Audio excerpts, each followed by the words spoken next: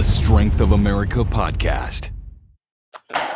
Welcome to episode 16 of the Strength of America podcast. Bob Davis here and Bobby Davis. Yeah, too.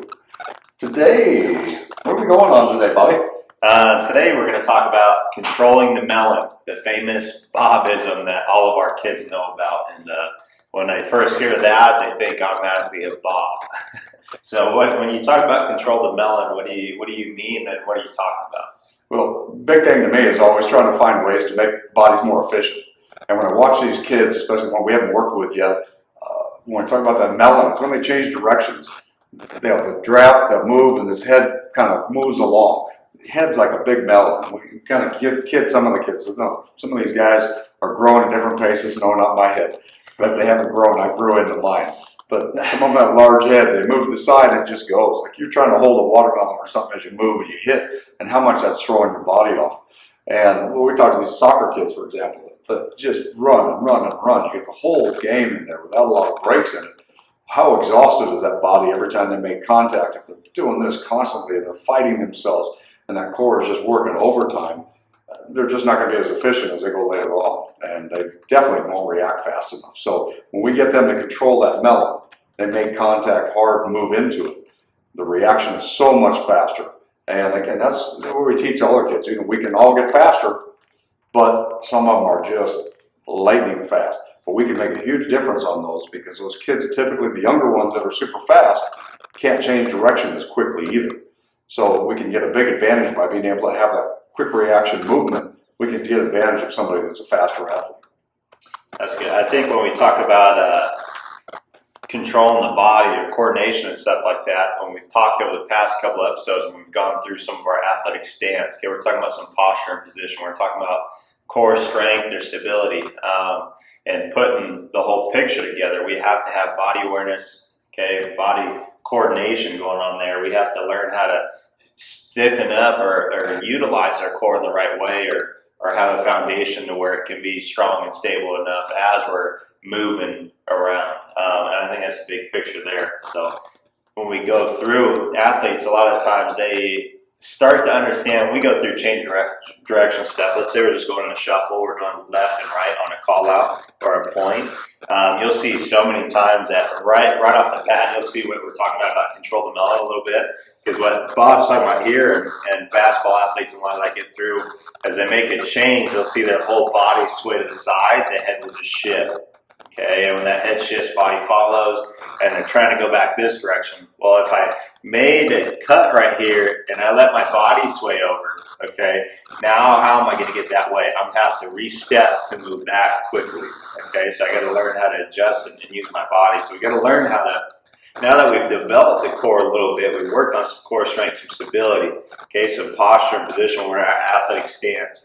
When I move in here, I have to learn how to coil or stiffen up, so that way I can drive back, okay? But once I step, if I don't know how to use my brakes right, I don't know how to drop my hips, okay? I don't know how to follow that up with getting stiff here, okay? I'm gonna fold over and I'm gonna be slow. I'm gonna have to re-step before I can even move. So that goes right into our basic movements. And we talk about our basics for the kids that we've talked with always, is we got some base rules. If they get that down, they're right away, they see a big difference on their change of direction, their power, and their cuts. We're not about the head fakes and moving it down. You run downfield, then you go into stutter step, and then you move. You've wasted all that momentum. So the first thing we teach all of them is every time you change direction, it's whether we're doing our shuffle change of direction, four-corner drill, doesn't make any difference, any cut pattern. First rule is always drop the hips. We've got to get traction. Basketball court's the same thing. It doesn't matter if I'm out on dirt, track, anything else going on to it. But we get traction. So we've got to drop, make contact. But as soon as we drop, we have to, at the same time, explode, push the ground away. We're not getting to here and moving. So we do our corner drills. We even talk about if I'm going from here and I'm moving into a shuffle drill, I'm not going to sprint and then move into it. I'm thinking about when my left leg makes contact, I push the ground away. By doing that right away, we create power, we've got traction, we move where we need to. Now, the control the melon's the next part. So if I move into this position here to move and I drop, okay, I did what Bob said, I dropped, I've got traction. And I'm going to push, but if my head's over here, I'm in big trouble. I can't react the way I need to. So by having that strong core of things we've been talking about, dropping, pushing into a position, my head's stable, centered. I'm not rolling out here to the side because that athlete that starts thinking, I've got to go this way, and does this, but now I lean before I push, now I've got a straight leg. So if I'm on dirt or on that basketball court that's not perfectly clean, I don't have great traction, and I do it with a straight leg, what happens? These kids, they slide all day long, and we let them. That's why it's so important when we do drills. We say, okay, watch the other athletes. You do each exercise maybe 3 or 4 times, but you watch the other athletes. You've seen it 15, 20 times. In your head, your body will start to understand why they were slow when they changed, why they slid.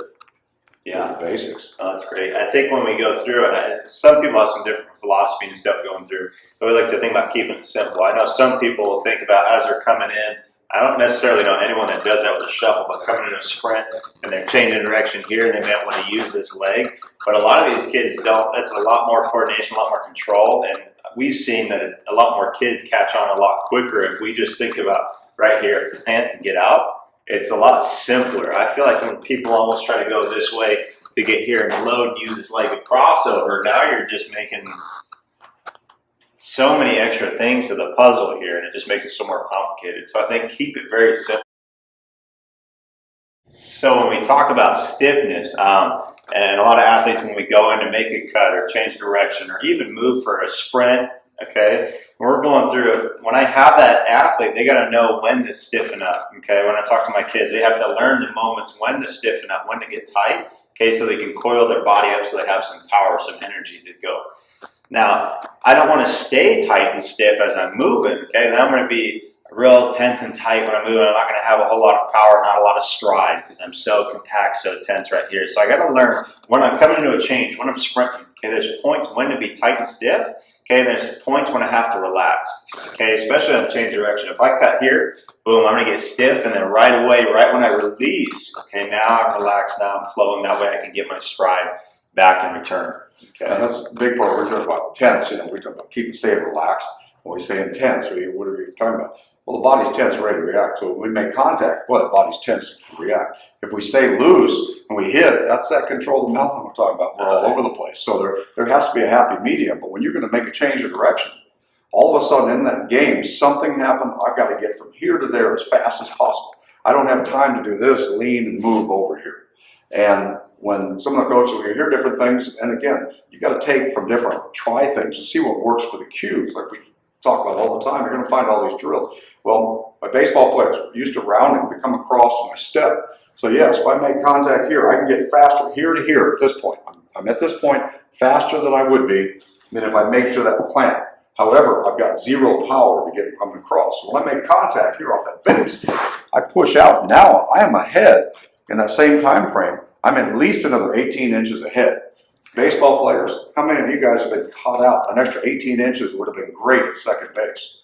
So all that makes a difference, okay? We've got to make contact and go, but finding that. But if we get that position on that basketball court with that straight leg, chances are pretty good. We're sliding. Or on that grass. We don't always have that great turf out there on the field or grass. It's perfect. It's chewed up, and then you got a dirt patch. We change directions without dropping our hips. That's why we're sliding for sure. Yeah, no, that's a good point. And I think a cue that we like to use is think about when you're an athlete moving, change direction and cutting, think more like a bouncy ball with your foot and react it rather than a piece of jello hitting the ground. Okay, or a piece of jello, you drop a piece of jello, it just kind of mushes and folds in the ground. Okay, you don't want your body thinking of that mindset when you come in. You want to think more like a bouncy ball getting in and out there. No, those are good points. I'm going to have you go back to that right leg step to crossover. Go back one step. So all I want to notice his knee right here when he goes over as he's coming through. Okay, notice all that torque and tension you're putting on that leg first of all. Okay, you're not going to have power there. Okay, and you're going to be putting that knee in an awkward spot. Okay, so not only when you're going and you're making that body rotate and you're trying to move fast, now you're putting more stress on it. Okay, take your extra stress, let that stride come out so you can use that back leg. Your body's going to feel better and it's going to have much more power there. But if I'm going right here, I can't step on that gas pedal very fast right away because I have to get my steps before I can get moving. So now if I take the moment to set myself up, now from here I can step on that gas pedal a little sooner to get up and out. Okay, otherwise my speed's not going to be able to crank it up as high. Yeah, and then it's finding that point because like I said, on most of my athletes, the thing that they'll catch is if I tell them if they're going left or right, what leg are they pushing off of? They're going to say the left. They've learned that point. So now all I'm thinking about is I'm not just going here to here, I'm pushing, creating power. But again, that body position. So if we're not controlling the melon and I make contact and my head goes down, where am I going? Instant feedback because they're eating the ground. Yeah. So find out where that's at. 2x4. You've got athletes also that try and figure this out. Get the cleats off. Have them go to practice with tennis shoes. Because I tell you, we didn't slide around as much and we didn't have the knee problems either younger because we didn't have the cleats. We were moving around and the cleats weren't grabbing like they are. They're great. We put a lot of money into developing cleats and they're great and they grab. The problem is we haven't put enough into our kids. So they don't have the strength, mobility to handle that kind of torque and stress. So when they make contact without that, then they're ripping things up in the knees. What would we do if we did it wrong? We'd slide and fall. Big deal. We got back up and we were moving. We want to get these kids to move with tennis shoes on any surface. Now you put cleats on, how much more power are they going to have? Yeah. No, good point. That's great. So I think as we're going through, just know that you got to work to develop the body. We can't just always rely on these fancy new gadgets and this and that. They're great and they're a good tool to use, but if we don't take time to develop the body, now it's almost more of a hinder on the body rather than a benefit. So develop that body, then use those. But I like the idea, and we use that a lot too, is get out of the cleats and learn how to move right, then put the cleats on, and now you're going to be even faster. So yeah, and then you just tell right away when they start out of practice how those kids are relying on it because they're moving great with straight legs. But you take those cleats out, those same fast kids, they're wiping out on every corner and they can't figure it out. Once they get that down, you feel that where they're at. Now those cleats are back on. It's like you've discovered a whole new level of speed and power when they change. And that's what we're after, make the body more efficient. yeah, That's good. Great. All right, appreciate it. Again, wraps up number 16. Sorry for the pause in the middle. We had a phone call come in and shut the video off, so that's our little glitch was coming into that, but we're back on track. Make sure you like the page, share it, get this out. Let's get the bodies. Let's control the melon, figure out how to do it. And let us know how we can help. Let us know some drills and things that you're working on, some cues that help you as athletes or coaches get across that message. And we'll let you know on the next clinic coming up. We actually have a football combine coming up, and we'll announce that, I hope, this next week. We'll let you know when that's coming up. So thanks again for being part of the Strength of America family. Look for the daily tips on YouTube and Instagram. See you next week. Have a great day. See ya. Thanks.